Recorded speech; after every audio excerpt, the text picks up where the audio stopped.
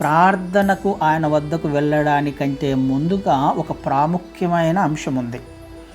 ఆ విషయము మనం ఈరోజు ధ్యానం చేసుకునే ప్రయత్నం చేద్దాం. మత్తయి సువార్త 5వ అధ్యాయంలో మత్తయి సువార్త 5వ అధ్యాయము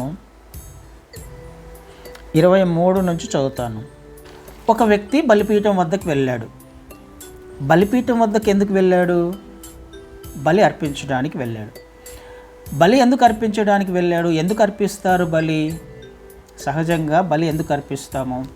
ఏదో తప్పు చేసి ఉంటాడు కదా, ఏదో తప్పు చేశాడు, ఏదో పాపం చేశాడు.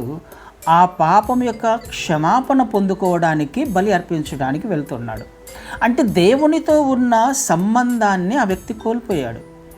పాపము వలన దేవునికి ఆ వ్యక్తికి సంబంధాన్ని కోల్పోయాడు, సమాధానాన్ని కోల్పోయాడు. సమాధానం లేదు, దేవుని యొక్క క్షమాపణ లేదు. తప్పు చేశాడు కాబట్టి, పాపం చేశాడు కాబట్టి ఆ పాపానికి ప్రాయశ్చిత్తంగా లేకపోతే క్షమాపణ పొందుకోవడానికి బలి అర్పించడానికి ఆ వ్యక్తి వెళ్ళాడు.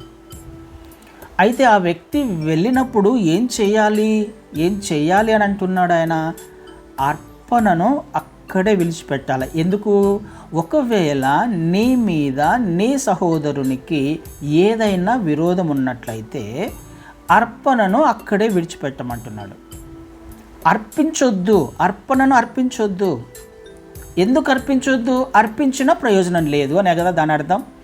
అర్పించిన ప్రయోజనం లేదు కాబట్టి విడిచిపెట్టి వెళ్ళి సమాధాన పడి వచ్చి అర్పణను అర్పించు. అప్పుడు ఏదన్నా విలువ ఉంటుంది, ఏదన్నా వాల్యూ ఉంటుంది. అప్పుడు నేను ప్రార్థన వింటాను అని కదా దాని ఉద్దేశం.